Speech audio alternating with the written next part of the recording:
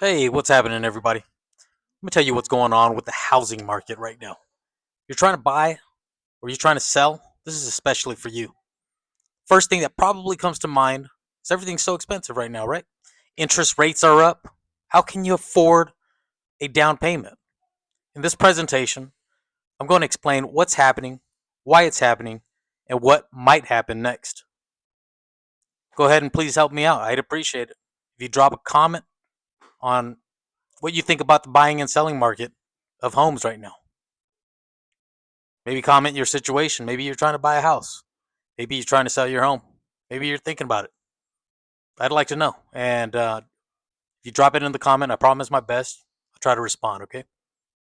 Give me a like and a subscribe now, and I'd appreciate it so much. Thanks so much. My goal is to always try to keep it simple and easy to follow. And as an FYI, the data in this presentation is not of my own opinion, okay? All of this information comes from real sources such as Harvard and Realtor.com and other credible resources. So I just want to make sure that you know that. So let's go ahead and dive into it. All right. So we're going to start with some big news. The House of Representatives just passed a major housing bill called the 21st Century Road to Housing Act. It passed with a huge vote of 396 to 13. This is the biggest housing bill in decades. It was supported by both Republicans and Democrats, bipartisan. And you're probably asking, what does the bill do? So, first off, it stops big companies that already owns more than 350 homes from buying even more, right? This is going to help regular families have better chances at buying a home.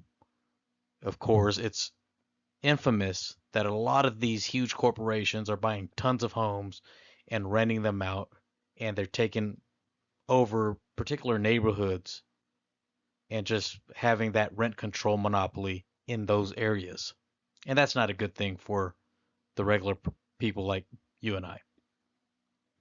Second, it makes it easier and faster to build new homes by cutting down on rules that slow things down. Third, the White House supports this bill and wants the Senate to pass it too. The bill still needs to be approved by the Senate before it becomes law.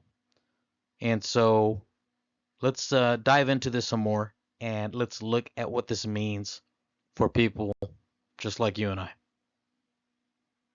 So, what does this bill mean for regular people? If you are trying to buy a home, this could be really good news. Big companies will not be able to outbid you as easily. There will also be more help for first time home buyers. If you're selling a home, more buyers might be able to afford to buy from you. The new rules could also make your property worth more. If you're renting, this bill could keep rent from going up so fast. It is also expected to create over 527,000 new affordable rental homes over the next 10 years. And if you're a student or planning to buy a home someday, the bill includes programs to teach you about money and also home loans. That's vital. But remember, this bill still has to pass the Senate before it becomes law. Also, keep in mind there's strong support in the House, which means it's got some legs and it has a good chance. Now, let's take a look at the bigger picture of the housing market. Okay, so now that we've talked about the new bill, let's look at why Congress felt that this was so important. The numbers behind the housing crisis tells a big story. That's why I want to show it to you all. A lot of this information comes from 2025, which helps tells us how we got where we are at today. All the data we're about to cover comes from trusted sources like the National Association of Realtors, also known as NAR, Harvard University, and of course other credible and top organizations. So let's go ahead and dive into the numbers. Here's the main story.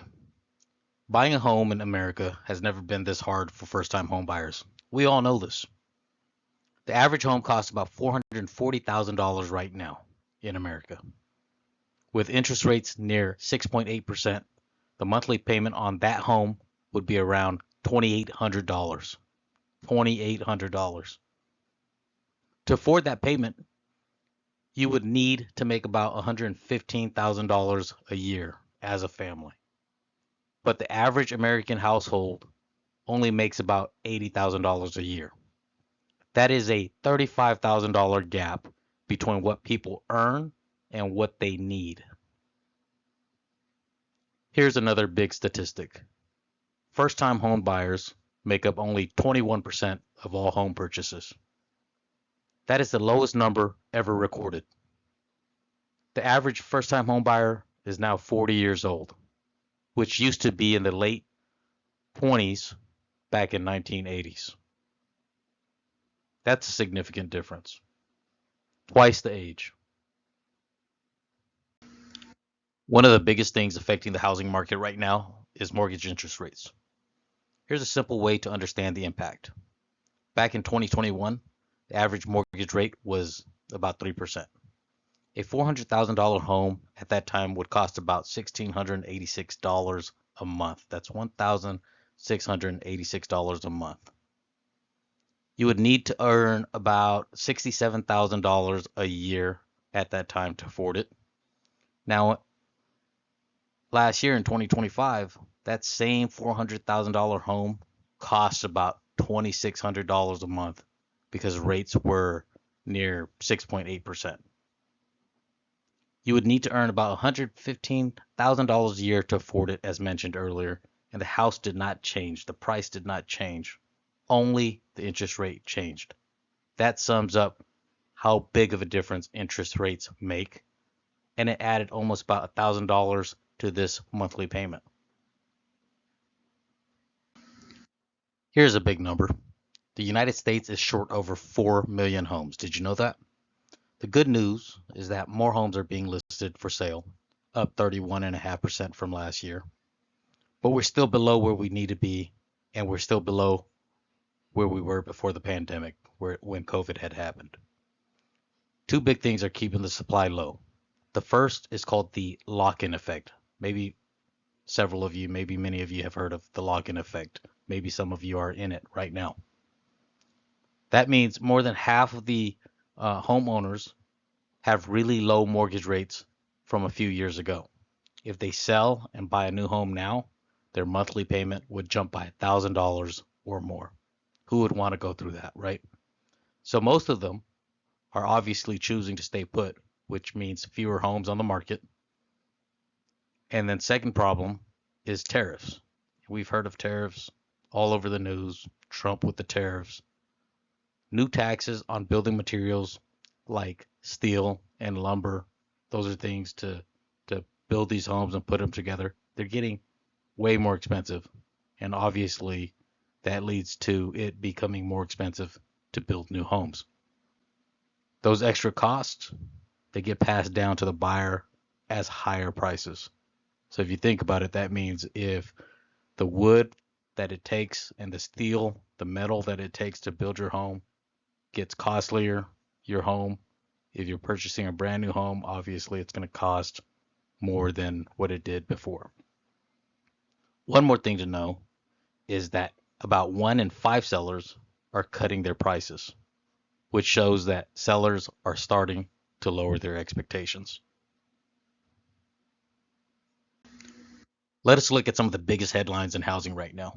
Harvard, they found that home buying is at its lowest level since the mid 1990s, obviously because of high prices and high interest rates.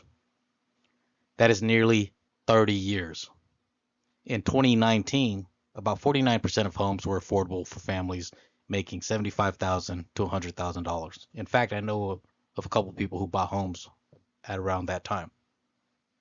Today, that number has dropped significantly to just 21%. That's cut down more than half.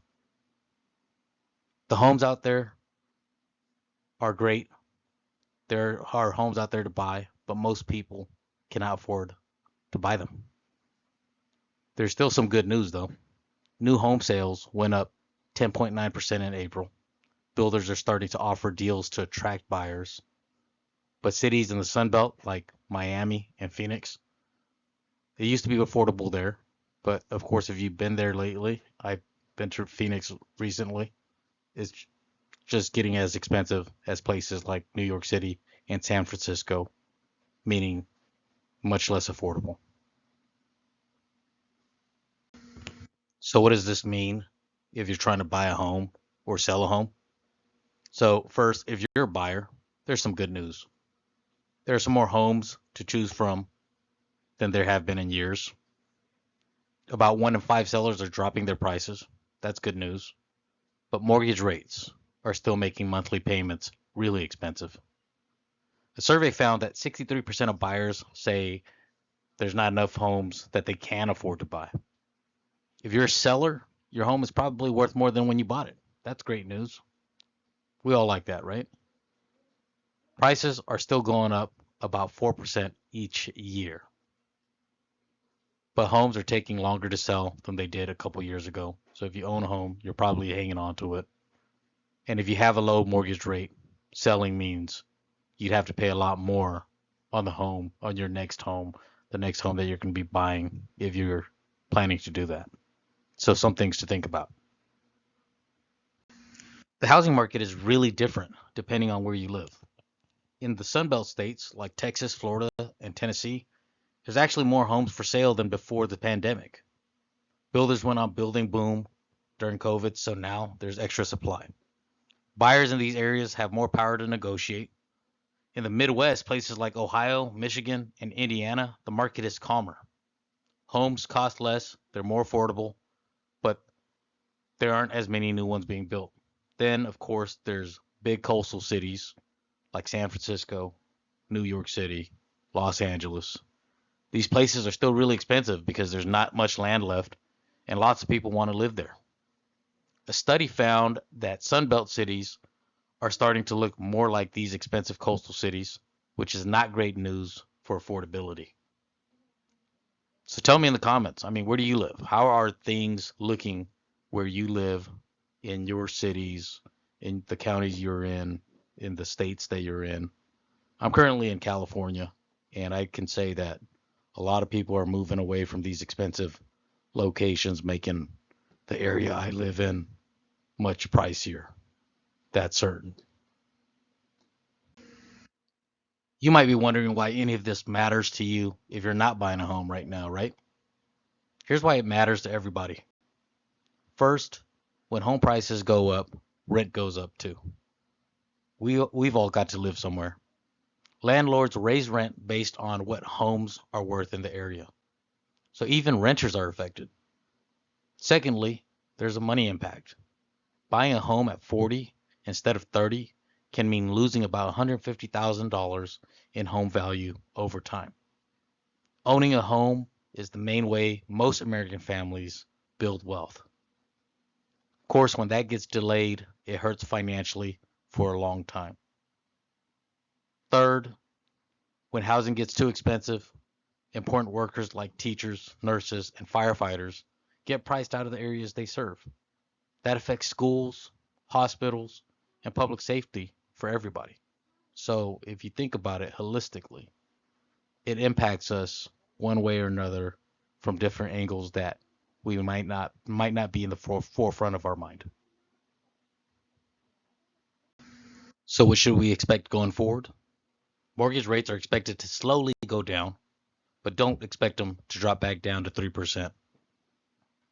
Experts think rates will get to around 6% by late 2026. Of course, with the new Fed chair coming in, right? That's all over the news. We don't think there's going to be any rate cuts or anything like that.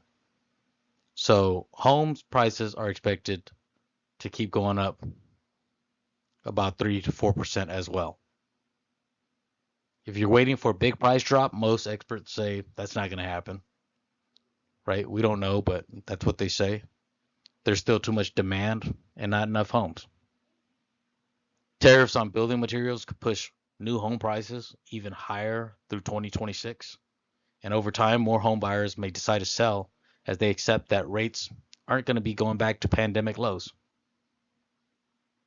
If you think about it, that would put more homes on the market, which would be good for buyers And ultimately, the bottom line is that we're not headed for a crash, but things aren't going to get a lot easier anytime soon. So it's a long term game. The market is slowly getting better, but of course, it's going to take some time. So let us wrap up with some key points here. Number one, the housing market affects everyone, not just people buying or selling. We all got to live somewhere, right? Rising home prices drive up rent, it affects taxes, and changes our communities.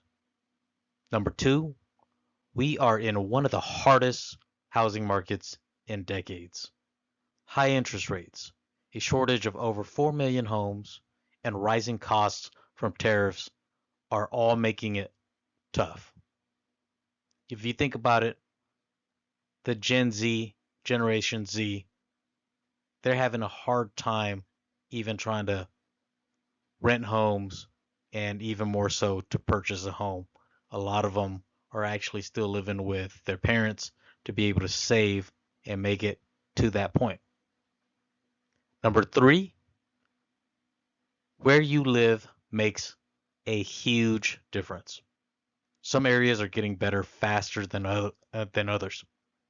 Number four, understanding how the housing market works is going to give you an advantage. And I hope you took some things from this presentation here. Take some things to be able to use and leverage. Whether you plan to buy a home in 2 or 20 years, knowing what drive prices and rates helps you make smarter choices. That's a fact. Again, all the data in this presentation came from trusted sources like, of course, the National Association of Realtors, Harvard, and other top organizations. It's out there if you'd like to learn more about the housing market, okay? So, thanks for watching this report that I gave. Thanks for listening. And of course, I'm happy to answer any questions if you want to drop it into the comments. That'd be cool. Again, I appreciate you for commenting, liking, and subscribing. Make it a great day.